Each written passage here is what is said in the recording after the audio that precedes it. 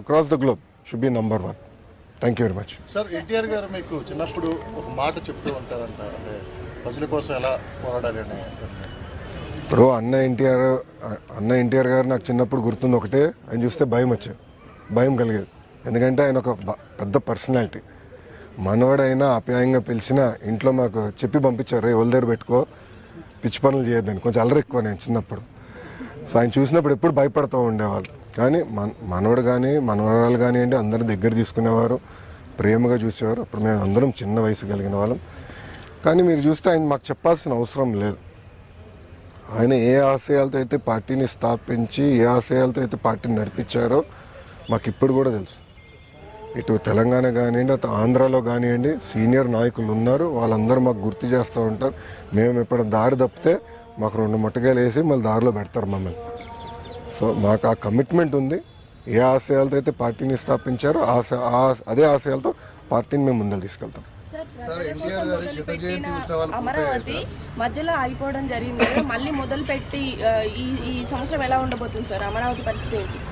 మీరు చూస్తే ఆంధ్ర రాష్ట్ర అభివృద్ధి కార్యక్రమాలన్నీ మళ్ళీ ప్రారంభించాం. అన్ని పనులు యుద్ధ ప్రాతిపదికంగా మళ్ళీ ఈ నెలాఖరు గల మొదలవుతాయి. అన్ని పనులు ఒక లాజికల్ కంక్లూజన్కి తీసుకెళ్తాం. దాంట్లో ఎలాంటి సందేహం లేదు. ఇటు తెలంగాణ కానివ్వండి, అటు ఆంధ్ర రాష్ట్రం కానీ 2 రాష్ట్రాలు కూడా కలిసికట్టుగా తెలుగు ప్రజల కోసం, తెలుగు జాతి కోసం కలిసికట్టుగా పనిచేయాలని మేము కోరుకుంటాం.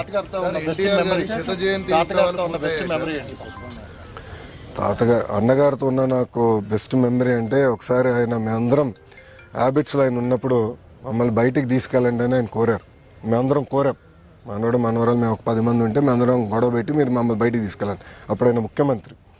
ఆయనకు పెద్ద బండి ఉండేది, ప్యాకర్డ్ అని, ఇప్పుడు కూడా ఉంది మా మామయ్య గారి దగ్గర. ఆయన నేనే నడుపుకుంటే తీసుకెళ్తానని ఏమో స్పీడ్గా వెళ్ళారు. మేము గండిపేటకి వెళ్తుంటే లెఫ్ట్కి వెళ్ళాలా రైట్కి వెళ్ళాలని డౌట్ వచ్చింది. సగం మంది మేము లెఫ్ట్ అనో సగం మంది రైట్ అనో ఆయన తీసుకెళ్ళి సెంటర్లో కుద్దారు. సో ఇప్పుడు కూడా నేను మర్చిపోలేను. ఎందుకంటే ఆ యాక్సిడెంట్ కారణం మేమందరే, మనవరాలు వెనకాల కూర్చున్న వాళ్ళు. సో అట్లా అనేక మంచి మెమరీస్ పెద్ద ఎంతమా అనుకోండి. సార్ ఎన్టీఆర్ గారి 100వ జయంతి ఉత్సవాలు ఇప్పటికే పూర్తయ్యాయి. భారతరత్న డిమాండ్ అనేది అది ఇంకా అలాగే ఉంది. ఏ విధంగా ముందుకెళ్ళున్నారు సార్? ఆ డిమాండ్ ఉంది. మా జాతీయ అధ్యక్షులు వారు చంద్రబాబు నాయుడు గారు దానిపైన స్పష్టంగా ఈరోజు కూడా మాట్లాడతారు. ఆ డిమాండ్ ఉంది. మేము కేంద్ర ప్రభుత్వంతో కూడా మాట్లాడుతున్నాం.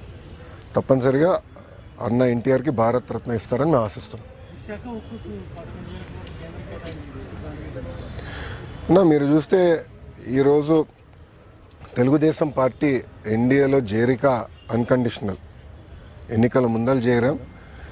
మేము ఎప్పుడు కోరేది తెలుగు రాష్ట్ర ప్రజల కోసం, వాళ్ళు ఎదుర్కొన్న సమస్యల పరిష్కారం కోసం మేము అహర్నిశలు పనిచేస్తాం. దాంట్లో భాగంగా విశాఖ ఉక్కుకు వచ్చేగల ఆనాడు ఉమ్మడి రాష్ట్రం ఉన్నప్పుడు విశాఖ ఉక్కు ఆంధ్రుల హక్కు అనే ఉద్యమం జరిగింది.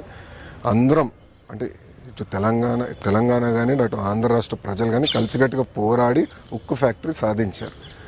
ఆ ఉక్కు ఫ్యాక్టరీ గతంలో వాజ్పేయి గారు ప్రధానమంత్రిగా ఉన్నప్పుడు ఇట్లనే పరిస్థితి వస్తే ఆనాడు బాబు గారు, ఎర్రంనాయుడు గారు సంప్రదింపులు చేసి విశాఖ ఉక్కుని కాపాడుకున్నారు.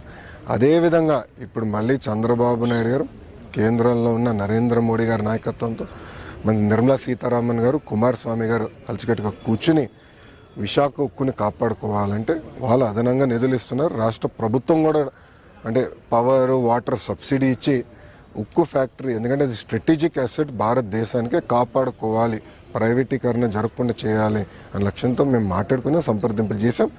7 నెలల్లో సాధించుకున్నాం. తెలంగాణలో ముఖ్యంగా క్యాడర్లో ఆశలు ఉన్నాయి, ఏం చెప్తారు సార్ తెలంగాణకు సంబంధించి?